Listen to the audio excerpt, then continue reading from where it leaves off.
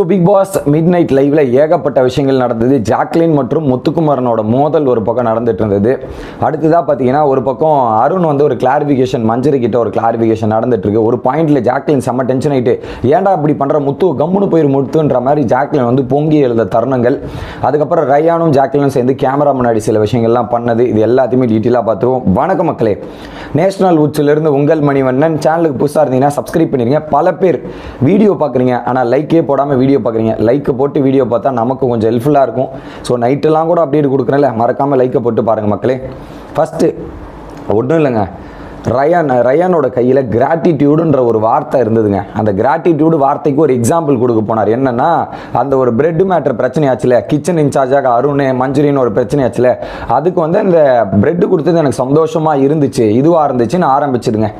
எப்படி அந்த கிராட்டிடியூடுக்கு அந்த பிரெட் மேட்டர் வந்துச்சு. அந்த பிரெட் மேட்டரை எடுத்துக்கிட்டு ஜாக்லின் ஒரு பக்கம் என்ன சொல்கிறாங்க, கிச்சன் டீமில் இருந்தாங்க, நாங்கள் எங்களோட ஒர்க்கை பார்த்துட்டு இருக்கோம், நாங்கள் கண்டினியூஸாக 2 வேளை ஒர்க் பண்ணுறோம், நடுவில் உங்களுக்கு எக்ஸ்ட்ரா தான் பிரெட் கொடுத்துருக்கோம், அதை விட்டு நீங்கள் இப்படி கேட்டால் எப்படின்ற மாதிரி சொல்கிறாங்க. உடனே முத்து, ஏங்க அது நாங்கள் கேட்போங்க, அதை நீங்கள் பண்ணி கொடுக்குறது உங்கள் வேலைங்க அப்படின்ற மாதிரி அந்த ஒரு டிபேட் ஆரம்பிக்குது.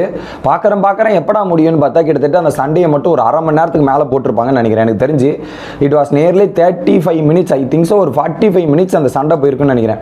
எனக்கு என்னன்னா ஒரு கேள்வி தான் எனக்கு, அந்த சண்டை வீக்கெண்டில் அட்ரஸ் பண்ணிப்பட்டு அதுக்கு ஒரு சொல்யூஷன் கொடுக்கப்பட்டு புதைச்சி 4 நாள் ஆகுது, புதைச்சி 4 வாரம் ஆகுது, எப்படி குழியில் போட்டு புதைச்சி 4 வாரம் ஆகுது. இப்போ அந்த புதைச்சதை நோண்டி இப்போ என்ன பண்ணுறீங்க 2 பேரும், என்னது இது அப்படின்ற மாதிரி. முத்துக்குமார் உங்களுக்கு பற்றி தெரியும், ஒரு டிபேட்டுன்னு வந்துட்டா அவர் ஒரு பாயிண்ட் பிடிச்சிட்டானா அதை கடைசி வரையும் எடுத்துகிட்டு போவார். இன்னொரு பக்கம் நீ பிடிக்கிறியா, நானும் பிடின்னு பிடிக்கிறேன்ற மாதிரி ஜாக்லின் இவங்க பிடிச்சிட்டு, இதுக்கு நடுவில் ரயான் வேற வந்துட்டு நான் சொல்கிறதா நியாயம் முத்து, நீ சொல்கிறது தப்புன்ற மாதிரி. இதில் வந்து எல்லாருமே சிம்பிள், அவங்கவுங்க பர்ஸ்பெக்டிவ் அப்படின்ற ஒரு பாயிண்டில் வச்சுட்டாவே இந்த சண்டை தேவையில்லை. இது வந்து இங்கே எங்கே போயிட்டாங்க தெரியுமா, ஒரு பாயிண்டில் கவர்மெண்ட் வழியும் போயிட்டு ஒரு கம்பேரிஷன் போயிடுச்சு. எப்படி சொல்கிறாங்கன்னா, முத்துக்குமார் ஒரு கவர்மெண்ட் இருந்தால் கவர்மெண்ட்டில் ஒவ்வொருத்தரும் அணுகிட்டு போகணுன்ற மாதிரி வரும்போது ஜாக்லின் சொல்லிடுறாங்க, அதே மாதிரி தான் நீங்கள் கிச்சன் டீம் அணுகும் போது ஃபஸ்ட்டு கேப்டன் அணுகணும், கேப்டன் வந்து எங்ககிட்ட சொல்லுவார், அதுக்கப்புறம் நாங்கள் பண்ணுவோம் அப்படின்ற மாதிரி ப்ரொசீஜர் எடுத்துகிட்டு வந்து கம்பேரிஷன் அளவுக்கு போயிட்டு இருக்குது. நடுவில் பவித்ரா உட்காந்துட்டு டே நிறுத்துக்கடா, போதும் நிறுத்து. இது ஒரு சின்ன டாபிக் தான், பெத்த டாபிக் மாதிரி பேசுறதுக்கான விருப்பம் இல்லை. ஜாக்லின் கிச்சன் டீமில் இருக்கும்போது கொஞ்சம் அட்ஜஸ்ட் பண்ணிக்கலாமேன்றது அவங்களோட கருத்து. முத்து அதையே நீங்கள் பண்ணி கொடுத்தா என்னன்ற மாதிரி முத்துவோட கருத்து. உனதும் தப்பு கிடையாது, ஜாக்லினும் தப்பு கிடையாது, அது அவங்கவுங்க பர்ஸ்பெக்டிவ்.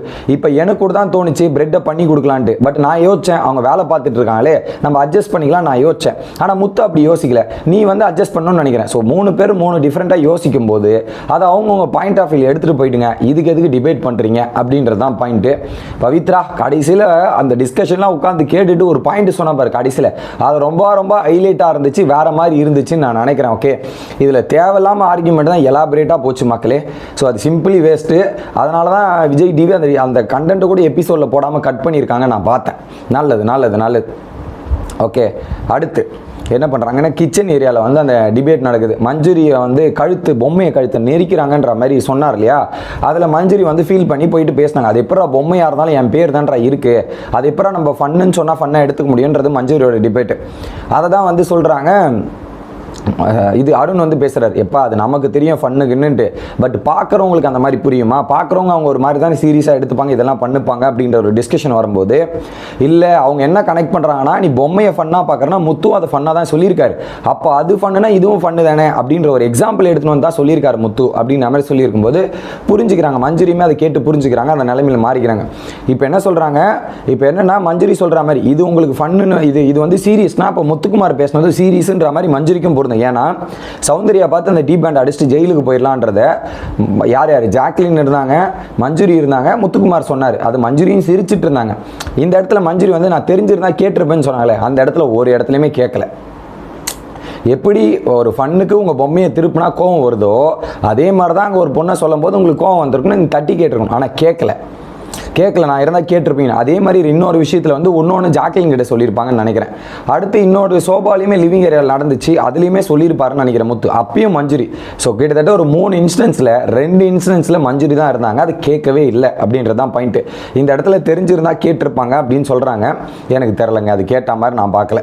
எனக்கு என்னென்னா, மஞ்சுரி வந்தால் அது வந்து சீரியஸாக எடுக்கிறீங்க, அதே மற்றவங்களுக்கு வந்து அது ஃபன்னாக எடுக்கணுமா மஞ்சுரி அப்படின்ற ஒரே ஒரு கேள்வி மட்டும் தான் எனக்கு இருந்தது.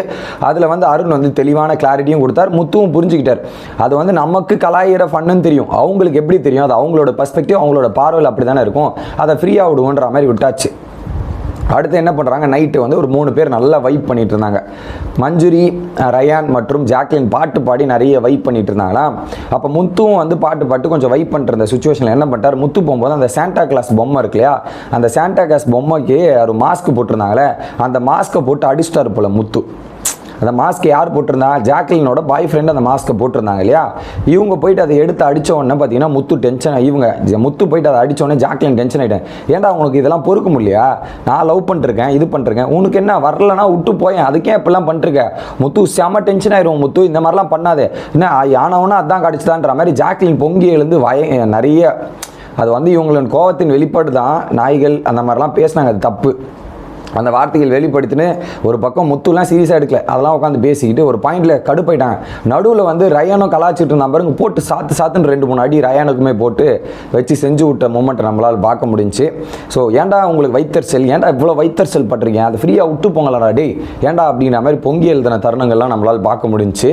அடுத்து என்ன பண்ணுறாங்க, அங்கேருந்து வந்து இது இப்போ பாத்ரூம் ஏரியா வந்துட்டு பார்த்தீங்கன்னா திரும்பவும் வந்து ரயான் வெறுப்பேற்றிருக்கான் போல், அங்கேயும் அடிச்சுட்டு கேமரா முன்னாடி போய் ரிஜிஸ்டர் பண்ணுறாங்க. எப்பா ரெட் கார்டெலாம் கொடுத்துறாதீங்க, நான் அவனை தான் அடித்தேன், ஓகே.